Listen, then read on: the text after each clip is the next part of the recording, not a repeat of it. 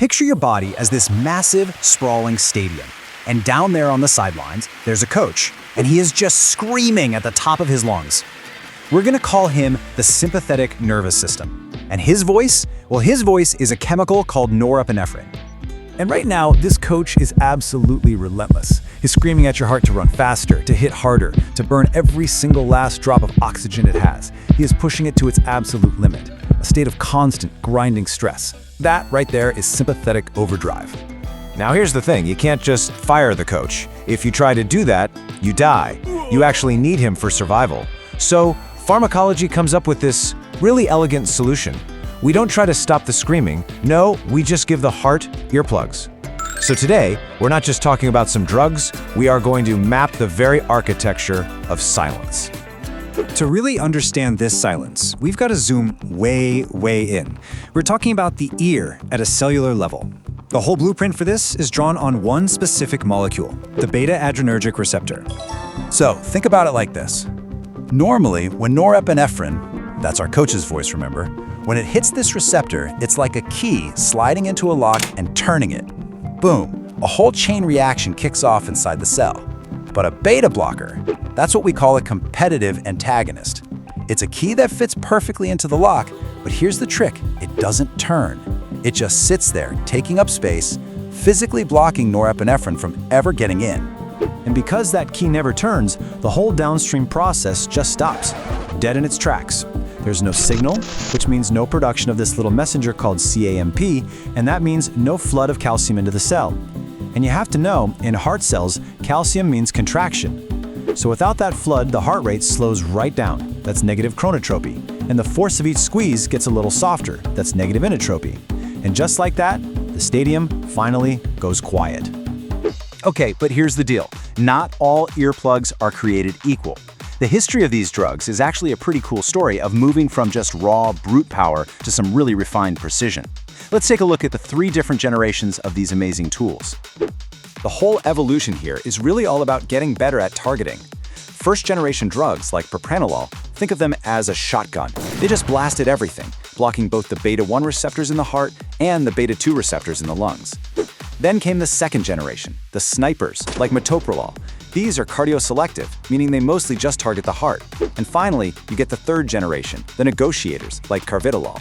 These guys not only block beta receptors, but they also block alpha receptors, which actually helps dilate blood vessels. Pretty clever stuff. So, that first-gen shotgun approach, yeah, it had a very specific problem. A drug like Propranolol is highly lipophilic, which is just a fancy way of saying it loves fat. Because of that, it can slide right through the blood-brain barrier and get into your central nervous system. Now, that can actually be useful for something like stage fright, but it definitely comes at a cost. Things like sedation, depression, and some truly bizarre, vivid nightmares. But, and this is a really important but, there's a critical warning with those so-called snipers. Their selectivity, their precision, isn't absolute. It's dose-dependent. If you crank the dose of a cardioselective drug like Metoprolol way up, that sniper starts to lose its aim. It starts hitting the beta-2 receptors in the lungs, acting just like one of those old shotgun drugs. Alright, so how does this all actually translate into the real world? In the clinic? Well, the logic is all about economics, really. A simple matter of supply and demand inside the heart. But this also brings up a fascinating paradox.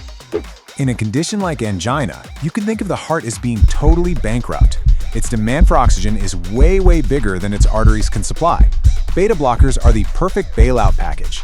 By slowing the heart down, they lower its workload, which cuts oxygen demand. But here's the really cool part, the hidden bonus. The heart only gets its own blood supply when it's relaxing.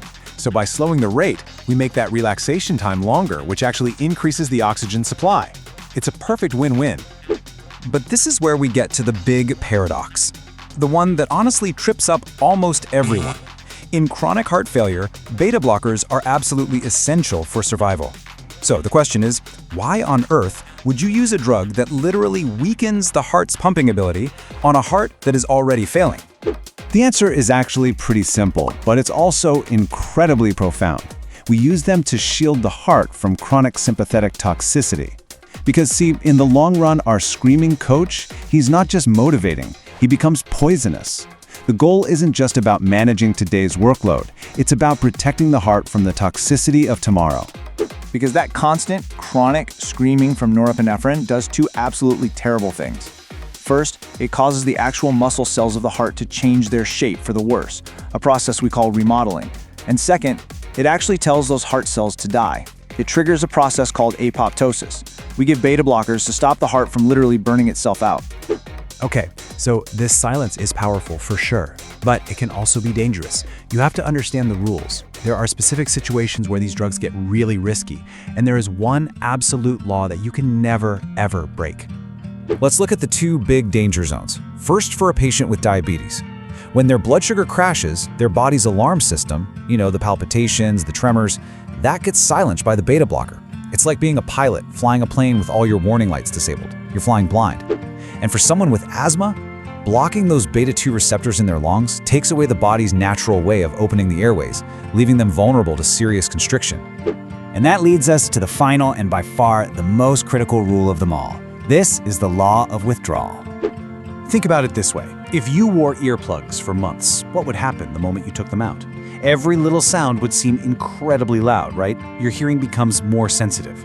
Well, your cells do the exact same thing. When you block their receptors for a long time, the cell gets desperate for a signal, and it starts building more and more receptors on its surface. This is called upregulation. The heart, in effect, grows 1,000 new ears. So, what do you think happens if you suddenly just rip the earplugs out? You unleash that screaming coach on a heart that is now hypersensitive.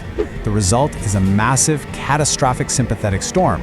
We're talking rebound hypertension, angina, or even sudden death.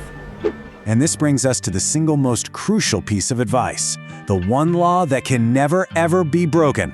You never ever rip the earplugs out. You have to taper the silence slowly. These drugs are an incredible tool, but they are a tool that demands our deepest respect.